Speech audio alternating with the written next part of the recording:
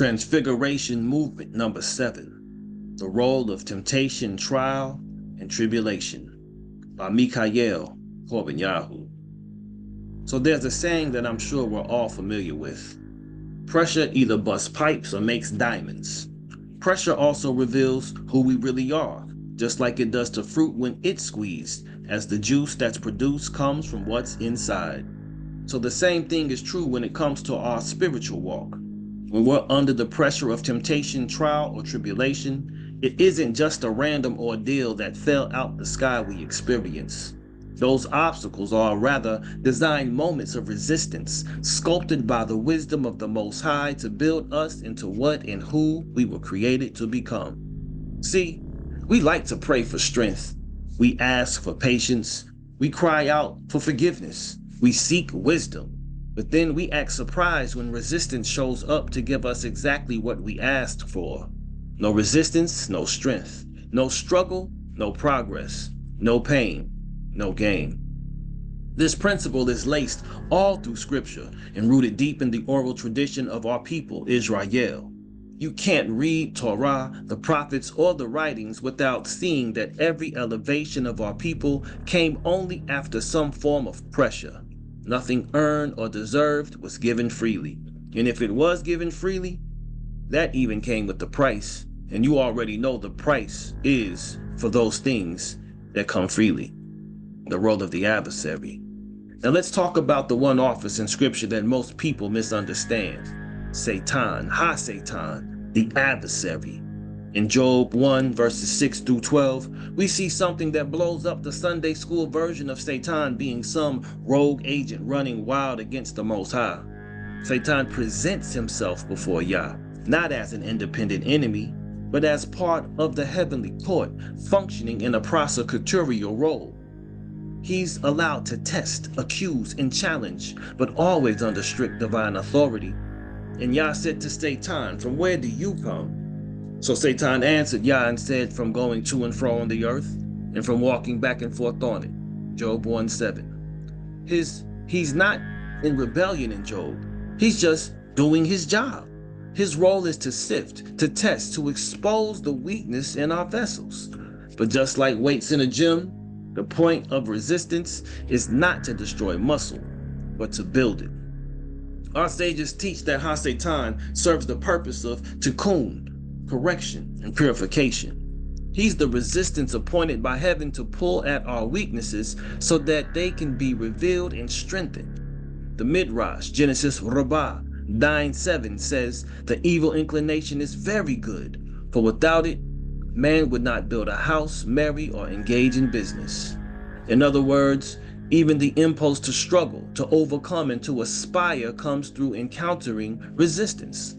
Satan's pressure forces us to choose righteousness over ease, obedience over compromise, spirit over flesh. Without an adversary, there's no proving ground for virtue. Without testing, there's no testimony. You can't have a crown without a competition. You can't have a trial without a witness. And when you're on trial, it is in your best interest to not be guilty of the accusation, as it is written at 1 Kepha chapter 4 verses 12 through 16, quote, "Beloved ones, do not be surprised at the fiery trial that is coming upon you to try you as though some unusual matter has befallen you.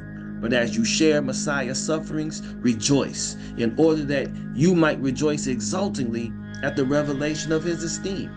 If you are reproached for the name of Messiah, you are blessed, because the spirit of esteem and of Elohim rests upon you. On their part, he is blasphemed, but on your part, he is praised. But do not let any of you suffer as a murderer, or thief, or doer of evil, or as a meddler. But if anyone suffers being messianic, let him not be ashamed, but let him esteem Elohim in this matter." End quote.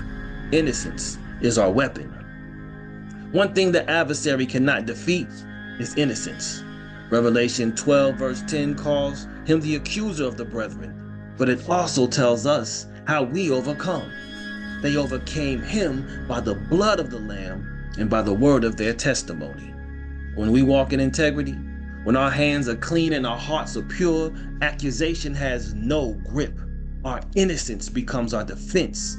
That's why Yeshua constantly taught about childlike faith. You look at Matthew 18:3, because innocence is power in the courtroom of heaven. The oral tradition reminds us, every mitzvah, every commandment shields a man against the forces of accusation. Pirkei Avot 4:13. So don't sleep on your obedience. Your righteousness matters.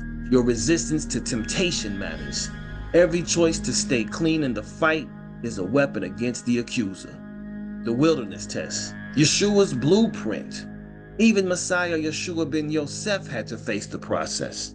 In Matthew 4 verses 1 through 11, right after his immersion and divine affirmation, "This is my beloved son," Yeshua is led by the Spirit into the wilderness to be tempted by the devil.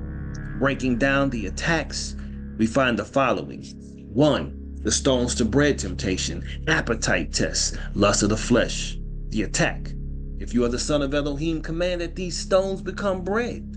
Response. "Man shall not live by bread alone, but by every word that proceeds from the mouth of Elohim." Deuteronomy 8:3. The insight. Be dependent on the word over fleshly hunger. 2. The pinnacle of the temptation, the presumption test, pride of life. Attack. "Throw yourself down, for it is written." Response. "You shall not tempt Yah your Elohim." Deuteronomy 6:16. Insight. No testing Elohim with reckless arrogance, cloaked as faith. 3. The kingdoms of the world temptation, allegiance test, lust of the eyes. Attack. "All these I will give you if you fall down and worship me." Response. "You shall worship Yah your Elohim, in him only you shall serve." Deuteronomy 6:13. Insight, loyalty to Yah alone, no shortcuts, no selling out. Every answer Yeshua gave came straight from Torah. No debates, no emotion, only the word. This is how you resist the devil. This is how you make him flee. The word of Yah is your armor, shield, and sword. The holy call to resistance. James 4:7 puts it plain. Quote, "Submit yourselves therefore to Elohim. Resist the devil, and he will flee from you." And Paul reminds us in 1 Corinthians 10:13, "No temptation has overtaken you except such as is common to man. But Elohim is faithful, who will not allow you to be tempted beyond what you are able." Temptation is common. Trial is common. Tribulation is common. But so is heaven's assistance. Strength rises when resistance is met with obedience. Peter maps it out step by step.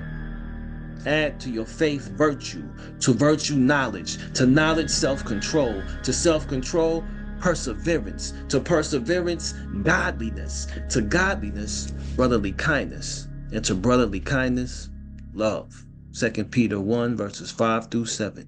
Each trial is a rung on the ladder.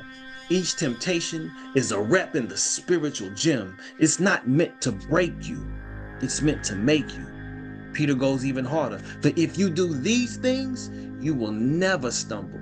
2 Peter 1:10. Read that again. Never stumble.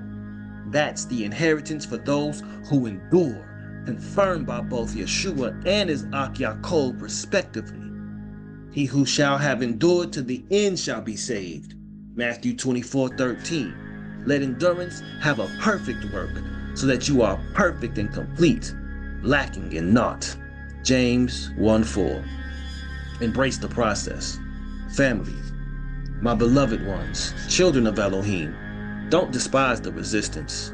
Welcome it, lift it, press against it. It's shaping you into a vessel fit for glory. Next time temptation comes knocking, recognize the assignment. Next time trials and tribulation stack up, recognize the opportunity. The adversary wants you to fold. He wants you to forget who you are. But you were built for this. You were born to overcome, as we were told by Rav Shaul in Romans 8:37. But in all this, we are more than overcomers through him who loved us. So lace up, pray up, armor up, stay up. And remember, you're not fighting for victory. You're fighting from victory. Keep pushing, my people. Transfiguration is on the other side. of resistance. Selah.